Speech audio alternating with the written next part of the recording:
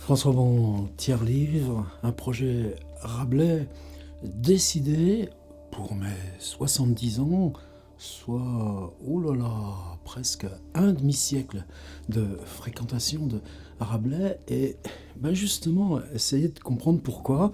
Alors, il y a les expériences sur le terrain, les lectures qui commencent à investir la table des matières. Un jour, pourquoi pas la subvertir, la recouvrir, c'est-à-dire qu'on aura non pas seulement là les 4 livres et la Pantagruéline pronostication, mais on aura une espèce de chemin où audio, vidéo, plusieurs versions, plusieurs lieux, on aurait un Rabelais qui répondrait comme au geste, qui viendrait là, en son, image, et c'est ça qu'il faut parler. Déjà, là, je crois que je suis à 25 vidéos, je commence à avoir cette discipline, une fois par semaine, d'aller sur place, trouver le micro-lieu, un arbre, un champ, une ruine, et puis savoir qu'est-ce qui dans l'œuvre résonne avec ça, puisque tous ces lieux sont nommés dans l'œuvre. Et ça, je ne sais pas si acoustiquement c'est moins bien que le faire ici. Pour moi, dans la tête, c'est totalement différent. On se confronte au temps, le présent nous entoure, et dans cette épaisseur-là du présent qui peut être extrêmement calme, extrêmement belle, très loin d'où le monde est en désordre, dans l'obscurité, les conflits, et puis toi tu es là, tu retrouves ces mots.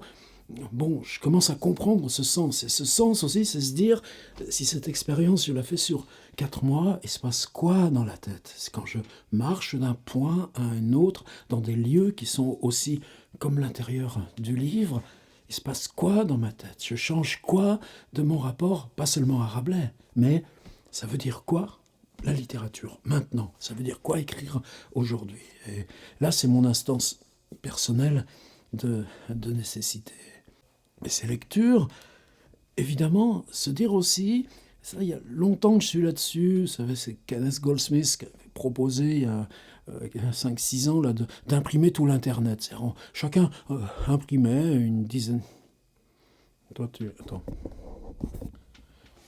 Chacun imprimait une dizaine de pages d'Internet, on les envoyait par la poste là, à une galerie à Mexico, et on s'est fabriqué une énorme pyramide de papier où on pouvait se dire, ça y est, on a imprimé tout l'Internet. Évidemment, non.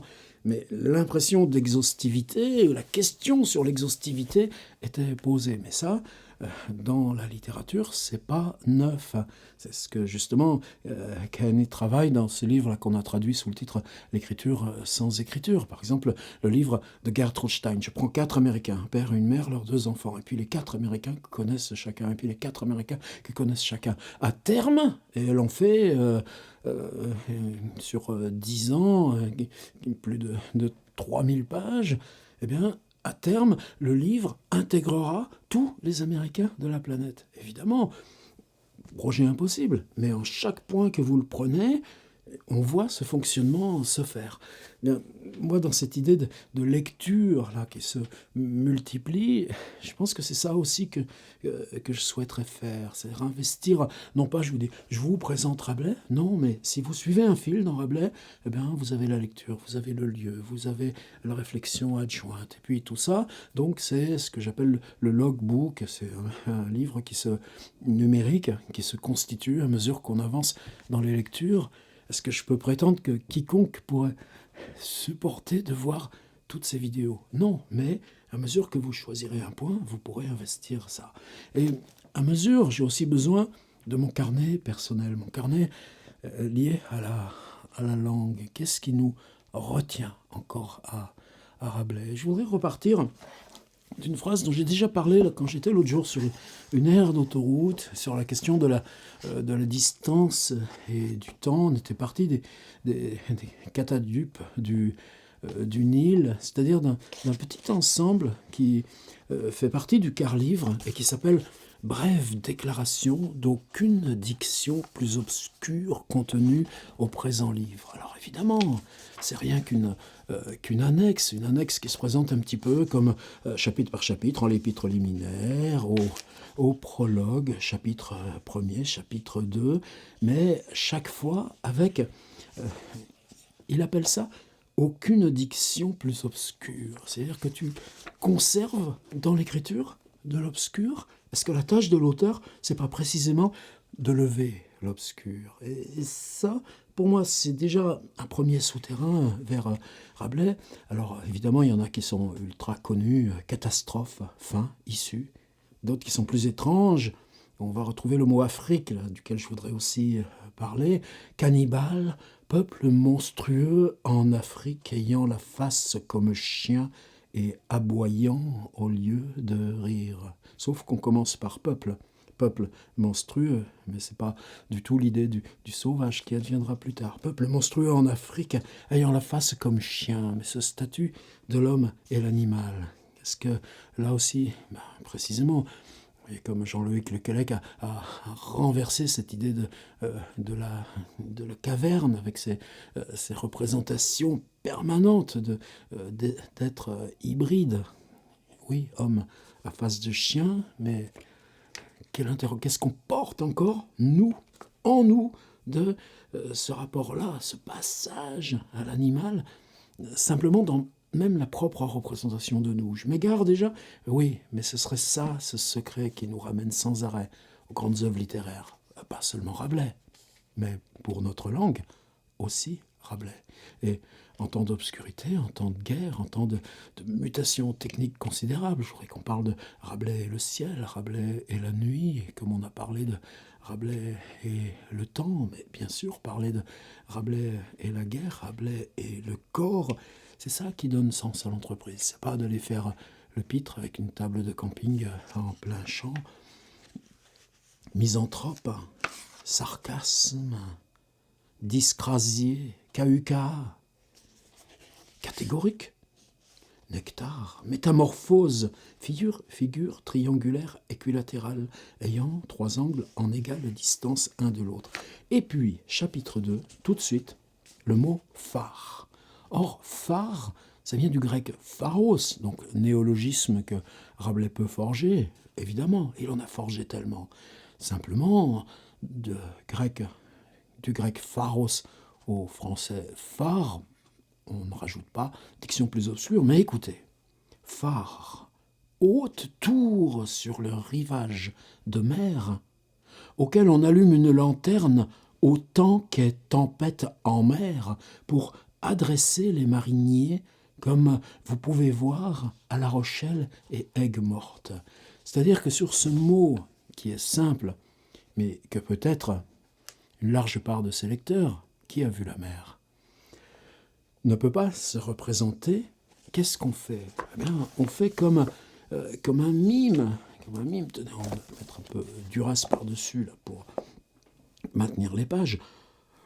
Haute tour sur le rivage de mer, auquel on allume une lanterne, autant de tempêtes en mer, comme pour adresser les mariniers. Je reprends. Haute tour sur le rivage de mer, auquel on allume une lanterne, autant qu'est tempête en mer, pour adresser les mariniers, comme vous pouvez voir à La Rochelle et Aigues-Mortes. La Rochelle, Rabelais, il y est allé, il parle de La Rochelle. Aigues-Mortes, il aurait même assisté à une rencontre diplomatique importante en présence du roi François Ier, lui, dans la suite là, de Jean du Bellay, au temps des premiers voyages à Rome. Mais La Rochelle, c'est sur la façade atlantique. Aigues-Mortes, c'est sur la façade méditerranéenne. Est-ce qu'on peut voir les deux en même temps? Est-ce que les gens qui ont vu Aigues-Mortes connaissent La Rochelle réciproquement? Non, mais surtout, haute tour. Comment vous ne comprendriez pas ça? Sur le rivage de la mer, et tout l'inconnu de la mer, auquel on allume une lanterne, autant qu'est tempête en mer, pour adresser les mariniers. Et tout d'un coup, qu'est-ce qui serait impossible à comprendre de ce texte? C'est-à-dire que pour moi, la magie de Rabelais, c'est-à-dire ce qui se passe du Pantagruel 1532 au quart-livre 1552, sur 20 ans, c'est que la langue française, qui n'est pas encore articulable, c'est-à-dire qui, mentalement, je dis toujours, on parle de Giordano Bruno, brûlé en 1600 là, à Rome, une des accusations, un des items dans l'accusation d'hérésie, c'était que quand il lisait, on ne voyait pas ses lèvres remuer. Mais ça, la lecture silencieuse, Saint-Augustin en parle déjà pour Ambroise de Turin, 2 siècles avant. Je peux être approximatif dans mes impros, mais l'idée, c'est elle qui compte. Pantagruel, ce qui est important, c'est que vous avez une partition logographique pleine de petites abréviations, avec des slash pour tout signe de ponctuation. Et puis, quelqu'un lit cette partition au cercle qui l'écoute.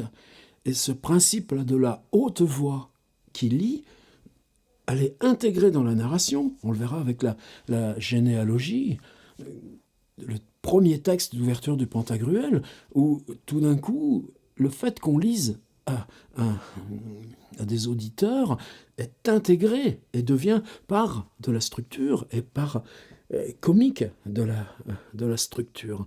Et ça, c'est important, de la même façon que dans Proust, la question du lire, la question du livre est intégrée dans le mouvement en avant du récit. Mais là, c'est celui qui lit aux autres, qui devient marche en avant de la structure. Ça, c'est très important. Est-ce qu'on en a besoin 20 ans plus tard dans le quart-livre?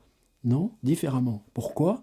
Parce que la syntaxe, la phrase, les conventions orthographiques et grammaticales se sont stabilisées. On a presque déjà la langue de maintenant, même si c'est la différence entre le français et l'allemand, par exemple, que l'allemand, c'est Luther qui, tout d'un coup, établit presque une strate définitive de la langue allemande, comme Cervantes établit presque une étape définitive de la langue espagnole. Nous, le français, continuera de se constituer, là, petit à petit, avec son origine peut-être plus ancienne. Je ne sais pas, c'est pas non plus mon...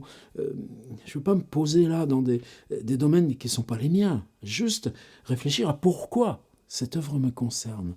Et le français, dans le fait, par exemple, on retraduit en permanence Shakespeare, on retraduit en permanence Hölderlin ou d'autres, Lovecraft. C'est-à-dire que le français se fabrique à mesure de ses avancées progressives. Et comprendre ça, c'est ce qui nous donne aussi notre liberté dans le contemporain. Quel rapport avec Haute Tour sur le rivage de mer? C'est cette capacité de faire signifier par le mime. Est-ce qu'on mime Haute Tour sur le rivage de mer? Il n'y a pas besoin de rajouter les mains. C'est même déjà dans la prononciation. Haute Tour sur le rivage de mer, auquel autant de tempêtes, c'est ce que dira Baudelaire dans sa préface au poème en prose. On peut être horizontal, vertical, on peut pratiquer des ascensions ou des descentes brusques. C'est la langue elle-même qui va se mettre à signifier, non pas parce qu'elle en appelle au mot, puisque le mot phare n'est pas censé évoquer pour vous une représentation préalable, mais par ce prononcé de la langue, on va signifier une rémanence qui inclut des images, qui inclut des objets, qui inclut des gestes, auxquels, en temps de tempête, on allume une lanterne pour adresser les mariniers. Ça veut dire que les marins, sans le feu installé là sur la tour, et même pas encore question des optiques, des lentilles, Fresnel, ce qui arrivera... L'optique, c'est Descartes, c'est au XVIIe. Le marin est perdu sur le vaste espace nocturne et dangereux de la tempête en mer. Et vous, votre geste, est-ce qu'il concerne le feu, la tour? Non, il concerne le lien au marinier qui va venir vers vous. Et vous voyez, c'est ça aussi, Rabelais. Alors, cette phrase-là, Haute tour sur le rivage de mer auquel, au temps de tempête, on allume une lanterne pour redresser les mariniers. C'est cette fonction-là que moi je voudrais aussi interroger. C'est-à-dire l'espace de la langue, évidemment, il est fractionné, il est pluriel. Le concept de nation, c'est le père de François Ier, c'est Louis XII. On l'assemble. On l'assemble, mais c'est une carte qui correspond pas du tout à l'idée actuelle qu'on peut se faire de notre nation. Par exemple, la Provence sera longtemps un territoire, ou le Provence-Languedoc, un territoire qui n'appartiendra pas à la France. Un espace, par exemple, où si la France est là avec ses armées, eh bien, on compte comme on compte à l'époque. On a encore le boulier et les chiffres romains. Si c'est l'Espagne arabe, vous voyez la bibliothèque de Lunel, par exemple, et tout son vieux répertoire de livres de la judaïté, de Maïmonide, qui vient jusque-là par ce cercle, eh bien, évidemment, on passe à la numérotation arabe. On sait faire des additions, des soustractions, des multiplications, des divisions. Si la France tente de se réapproprier, eh bien, elle amène une arithmétique qui n'est plus algébrique. Et ces questions-là, en quoi elles sont importantes? Il y a le Piémont. Pourquoi ça s'appelle le Piémont? Parce que c'est au pied des monts. Et puis il y a Outremont, et puis Turin. Ça appartiendra longtemps à la France. Rabelais va y vivre 10 ans en tant que membre de l'équipe diplomatique de Guillaume de Langeais. Et puis il y a tout ce centre-là, avec les connétables de Bourbon, qui s'oppose à François Ier, qui fait une alliance avec Charles Quint, qui mourra là face à Caravage dans le sac de Rome en 1527.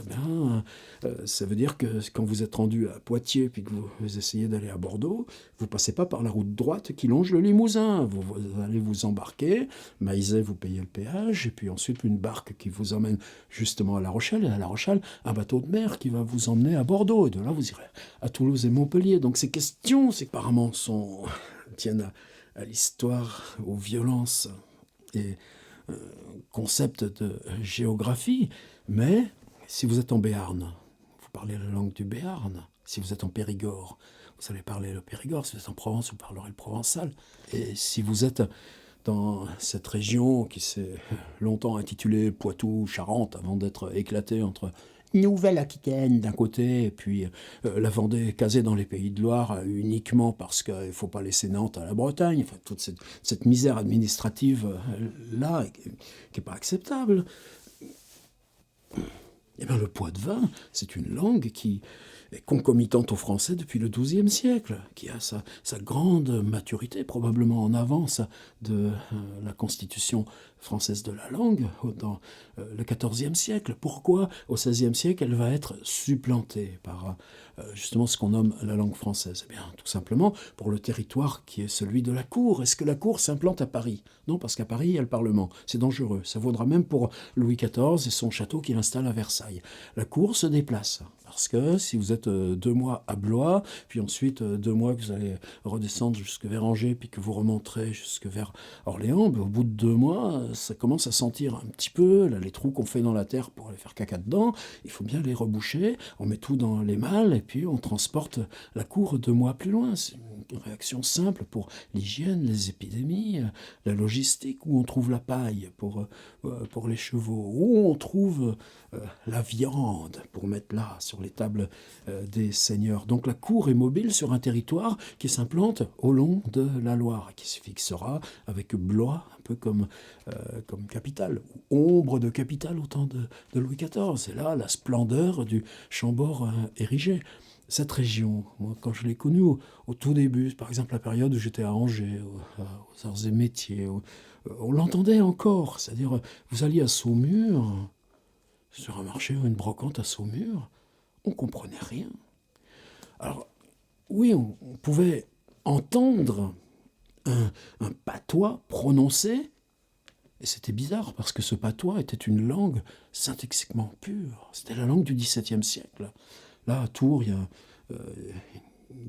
avec une très belle bibliothèque d'ailleurs dont je vais me servir, je pense, le Centre d'études supérieures de la Renaissance, CESR. J'ai assisté à des présentations de travaux avec des spécialistes de la phonétique. La phonétique de la Touraine, au XVIe et au XVIIe siècle, on l'entendait encore dans cette première moitié du XXe. Aujourd'hui, même là, par exemple, quand je vais à la Devinière, Alain Lecomte m'a dit « Ah oui, mais il y a un tel là-bas, tiens, on ira chez lui prendre un café parce que lui, il parle encore. » C'est-à-dire qu'il n'y a plus que des petites survivances, comme en Vendée, dans mon marais Poitevin, autrefois ce qui était la langue de l'enfance, et qui a fait que j'ai reconnu Rabelais tout de suite, j'ai su lire Rabelais couramment tout de suite. C'est pas une approche ethnographique, pas du tout. Quand j'ai eu l'occasion de découvrir Moncton, et puis des universitaires acadiens, là, ensuite à Moncton, à Halifax, et dans toute la presqu'île, là, où j'ai eu la chance de voyager, eh bien, c'est la langue vendéenne que j'entendais. Parce qu'à l'époque, on naviguait horizontalement, ça aussi j'en ai parlé plusieurs fois, mais c'est ce qu'on doit explorer, adresser les mariniers. On savait se repérer aux étoiles pour voyager horizontalement. Et dans l'occupation du Québec, vous retrouvez ces différentes latitudes du parler à mesure que vous vous déplacez sur la latitude des côtes acadiennes ou labradoriennes. Je ne vais pas trop entrer là-dedans, mais pour moi, c'est ça qui est important. C'est-à-dire, Rabelais écrit dans une langue qui est sa langue d'enfance, la langue du chinonais, et une langue qui, par répartition du pouvoir politique, devient langue de la nation. Mais langue d'une nation qui, même à 50 kilomètres, là où, par contre, il a eu toute sa formation auprès de Geoffroy d'Estissac, entre ce qu'on nomme actuellement Vendée, depuis Napoléon seulement, mais là, le bas Poitevin, jusqu'au haut Poitevin, de Poitiers à Montmorillon, tout ce qu'il arpente, tout ce qu'il nomme, de Mirebeau, de Loudun, bien, tout ça, c'est une langue qui est séparée de la sienne par l'adoubement du pouvoir royal. Et ce que je veux dire, c'est que le côté un petit peu ancien de ce qu'on parlait par le saumurois, on y reconnaissait, il y a encore quelques dizaines d'années, cette syntaxe du XVIIe. On était tous surpris d'une langue paysanne qui parle français qu'on disait pur. Pourquoi pur ? Eh bien, par cette la adjonction. Mais combien de fois dans Rabelais, dans l'arrivée de Gargantua à Paris, tout d'un coup, il y a toutes les langues que parle le peuple de Paris. Eh bien, il y a des Picards, il y a des Alsaciens, ça vient de Flandre, ça vient... Et Rabelais, même à chaque fois qu'il fait ce genre d'accumulation, fait traduire son texte à des amis à lui, là, de rencontres, pour avoir toutes ces expressions. Et ce qui est paradoxal aussi, c'est qu'on le verra quand on fera lecture de La Tempête, c'est que dans un même passage, si vous connaissez le nom des vents dans ce qu'on emploie de registre des vents en Méditerranée, ou bien le registre des vents tel qu'on peut l'employer à Saint-Malo et dans la Manche, c'est pas les mêmes noms. Donc, dans le même passage, lui utilisera, donc vous avez 4 noms de vents, et vous savez que ce sera 4 noms de vents parce qu'il y en aura un que vous reconnaîtrez comme étant votre Garbin, par exemple. Et là, pour moi, il y a quelque chose de tellement essentiel à cette fonction-là de nommer, c'est-à-dire phare, haute tour sur le rivage de mer, c'est-à-dire que chaque fois que j'utilise ou que je construis une phrase, je dois penser que le choix linguistique que je fais, du côté du lecteur, c'est une langue étrangère. Alors nous, on dit ancien français, c'est une langue étrangère. Ben, non, d'emblée, dans sa naissance même, elle est constituée comme étant une langue qui n'est pas la langue courante de ceux qui sont destinés à la lire, qui forment la géographie de la nation, mais d'une nation qui n'est pas réunifiée par sa langue. Alors, est-ce que, par exemple, quand je lis, je sais que j'ai ma voix Rabelais et que je ne pourrais pas lire Rabelais autrement. C'est-à-dire, quand on est dans cette fraction, par exemple, rhétorique de la langue, je peux presque la parler avec la langue d'aujourd'hui. Plus juste cause de douleur naître ne peut entre les humains que si du lieu dont par droiture espérait grâce et bénévolence ils reçoivent ennui et dommage. Harangue faite par Ulrich Gallet à Picrocole que j'ai lu au lieu même où il est censé l'avoir présenté, là, sur le mur de la Roche-Clermont. Mais pour moi, ce côté vendéen d'enfance, par exemple, c'est un usage de diphtongue. Dans cette phrase-là, j'ai pas besoin de la diphtongue. Et si j'ouvre au hasard, alors on dit Pantagruel, allons enfants, c'est trop musé, ici, à la viande. Le mot viande, si je le prononce là, à la française, on leur dit Pantagruel, allons enfants, c'est trop musé, ici, à la viande. Ben, c'est viande. Non, c'est la viande, c'est repaître, c'est briber. Alors enfant, c'est trop musé ici à la viande. Là, j'exagère. Et je ne vais pas aller plus loin là-dessus.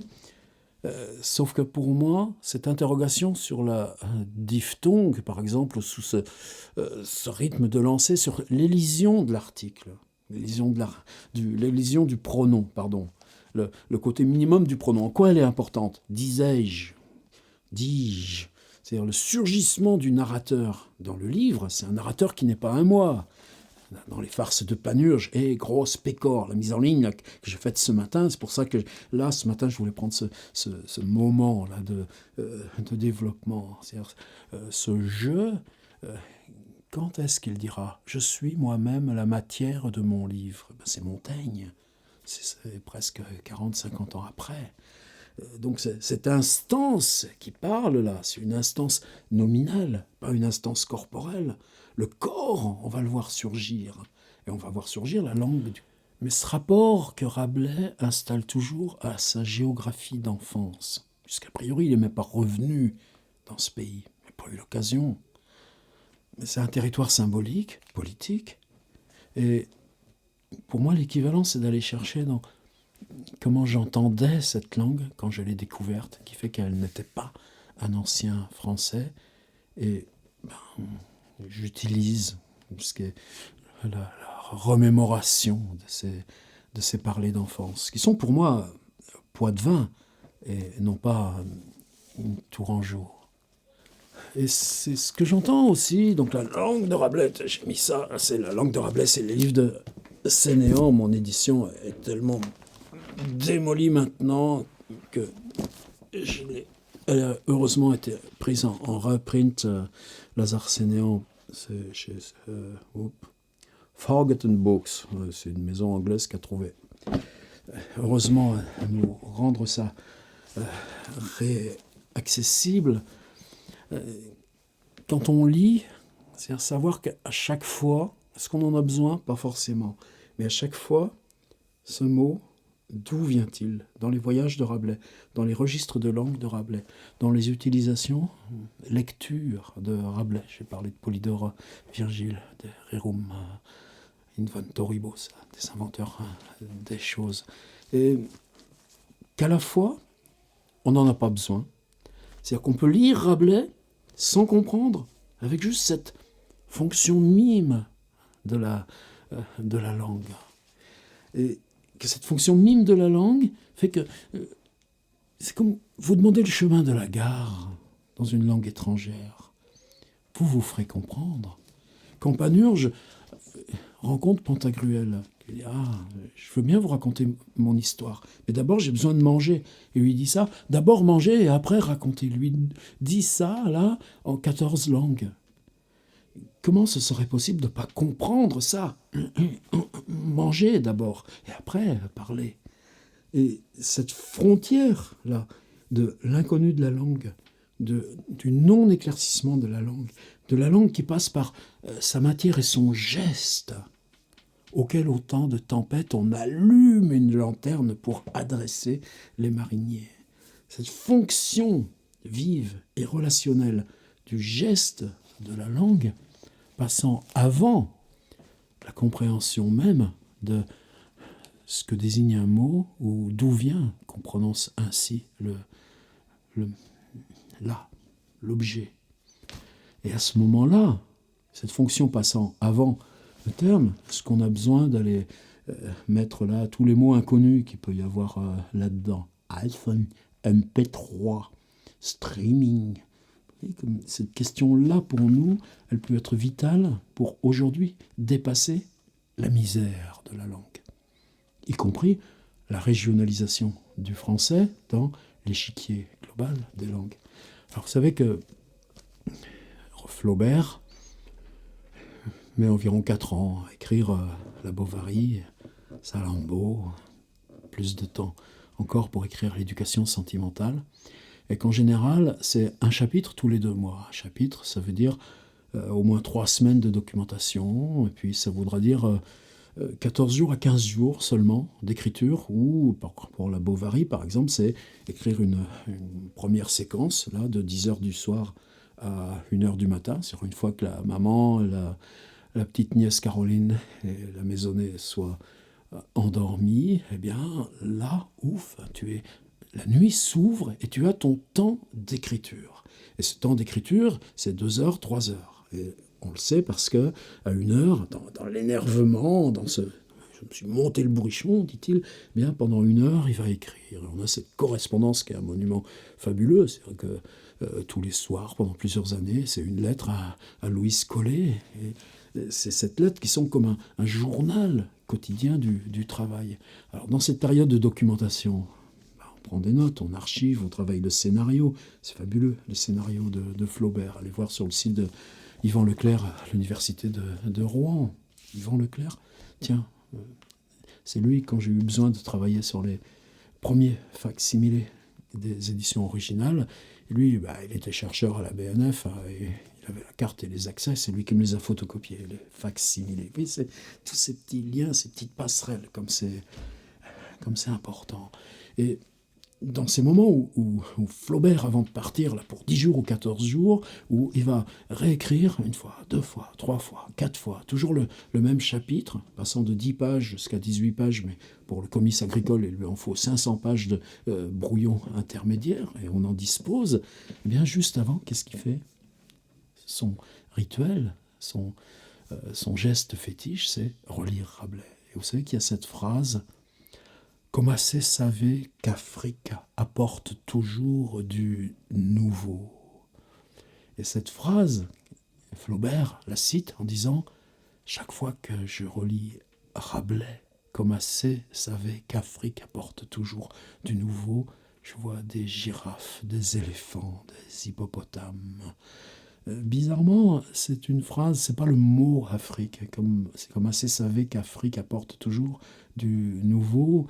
Alors, pour nous aussi, c'est pour ça que je fais une incise précise, là aussi, je mettrai ça dans le logbook, le lien au rhinocéros de Dürer, ce rhinocéros envoyé par l'Inde, pas l'Afrique, au Portugal. Le Portugal, on a peur, on l'envoie au pape, ce naufrage là près de Gênes, c'est là aussi où François Ier viendra le contempler, là, sur les îles du Frioul face à Marseille, parce qu'on ne donne pas à une bête pareille l'autorisation d'aborder sur le territoire national, presque, ou qui va bientôt devenir enfin définitivement national. Et c'est là qu'il aura l'idée de fortifier ce rocher pour en faire le château d'If. Bien, Dürer dessinera cette bête inconnue. Mais ce rhinocéros, Dürer n'aura jamais été mis en présence. Il travaille d'après ceux qui l'ont dessiné là, mort sur le rivage. Et pourtant, c'est une espèce de symbole presque absolu, là, de la première expansion de l'imprimerie, des bois gravés.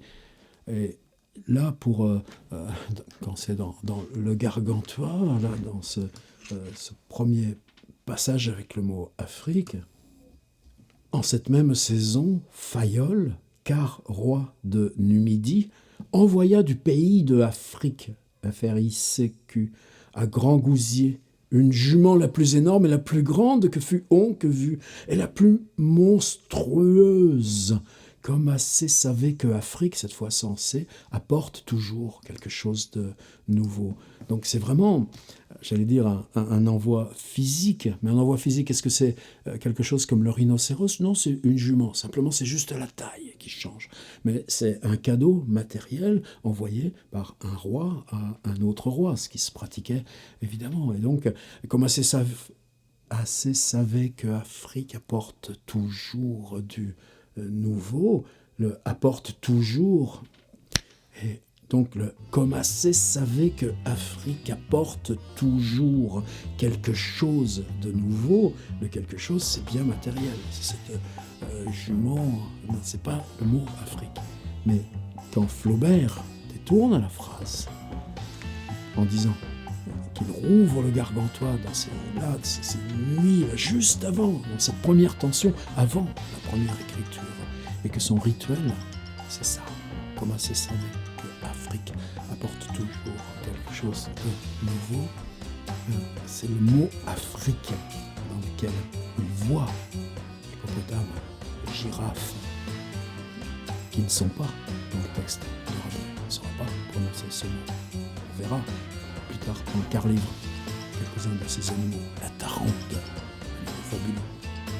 Voilà, c'est carnet en cours de route, mais essayer de comprendre pourquoi aujourd'hui ça nous concerne. Cette rémanence de la phrase plus forte que le monde, malgré ce qu'elle peut en elle-même conserver d'obscur. Espace carnet.